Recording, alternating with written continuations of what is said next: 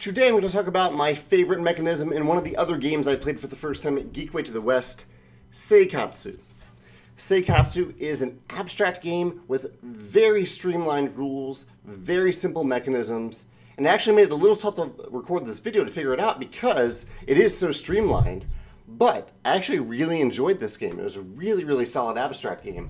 So I obviously want to talk about it.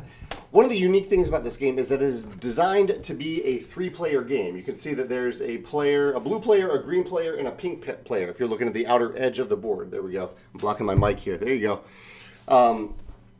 And you are basically, throughout the game, placing tiles that you're drawing from a bag. You're drawing these tiles, and there goes one of them, and you're putting them on the board on your turn. You're putting one of these on the board. So here's a bird. So there are different birds and different flowers and some wild tiles. Here's an example right here. Actually, these are identical, but birds do have different flowers on them. So here's one with different birds, but the same type of flower.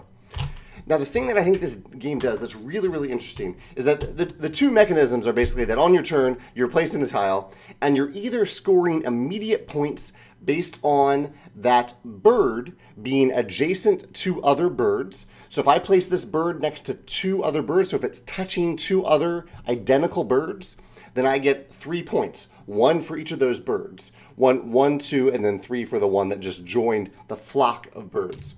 Immediate points then, instant points. The other way that you get points in this game is at the end of the game, you look at, from your perspective, so if I'm the pink player, from my perspective, I look at each of these columns, and I look at the flowers in those columns, and I score points based on those flowers in like Ticket to Ride style scoring. So if I have one, I look at the highest number of flowers in each of those rows. So if I have a row that has 3 pink flowers, then I would score, what is that? I believe it's 6 points for that amount. So 6 points for that. And it scales up to 10 and 15. I think you can even get 21 as the max for getting all 6 flowers of the same type in a column. And you're looking at each column from your perspective, which does some interesting things during the game because you're trying to not only get things in your column, but you're trying not to help other players from their perspective as well. That's next level stuff. I've only played this a few times. I did not get to that level. But the thing that I really, really like about the streamlined nature of this game is that on your turn, you're balancing those two very simple things. You're balancing A, either getting points right now, or B, you're balancing getting end game points. And often you're balancing a confluence of both of those. You're trying to say, okay, how can I maximize the points that I get right now, and how can I maximize the points that I'm getting at the end of the game? Now, of course, this is in many, many games, but I like how distilled and streamlined it is here, because it really does come down to that small decision point. What am I going to get points now or get points at the end of the game? And I like in this abstract game that you are getting points throughout the game. You're not just building up towards the end of the game.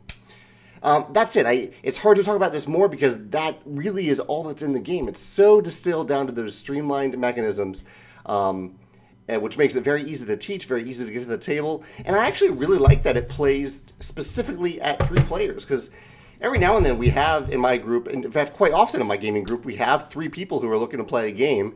And while there are a variety of games to play in that spectrum, it's nice that there's one that's built for that can be played in about 10 to 15 minutes, which is awesome. I know this is a little weird for a video because I haven't really focused on one specific mechanism, but it's as I said, it's rather hard to do that. If you can narrow it down and say one specific thing that I have overlooked in this video, I'd love to hear about it in the comments. Or if you have an example in an abstract game where you have a choice between doing something awesome now and getting more points or getting a larger benefit later or a different benefit later, I'd love to hear about it in the comments. Thanks.